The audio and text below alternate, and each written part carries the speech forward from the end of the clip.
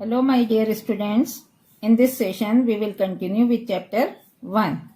As stated in the previous session, we will go through some more important points of this chapter. Let's start by discussing about the topographical map through its diagram. Now you see the diagram and listen carefully. Topographical maps are large-scale multi-purpose maps representing information regarding physical and cultural features. These not only show elevations, relief, drainage and vegetation, but also man-made features like roads, railways, settlements, etc. Colors, scale, conventional signs, etc. are some important elements of a topo sheet. You can see the different colors used in the topographical map.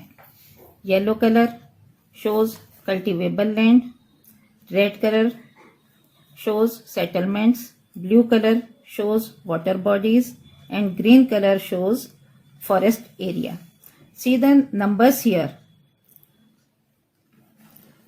These are used to show the distance. These are called scale. Now we will discuss scale. We all know maps are reductions. Maps cannot show things as they are in real life. So a scale is used to define the features. Scale is the ratio between a distance measured on a map and the corresponding distance on the earth. Map scales are represented in two forms. Number one, linear scale. This is the easiest method of describing a map scale.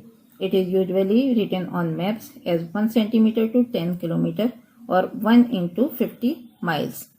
On this scale, 1 cm is equal to 250. Rest is you can see yourself. The value on the left hand side of the statement always indicates the map distance.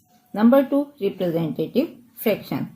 In this method, the map scale is expressed as a numeric ratio. The numerator represents the map distance and it is always expressed as a unity.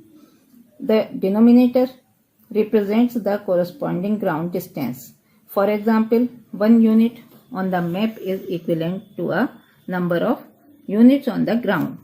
Formula is here.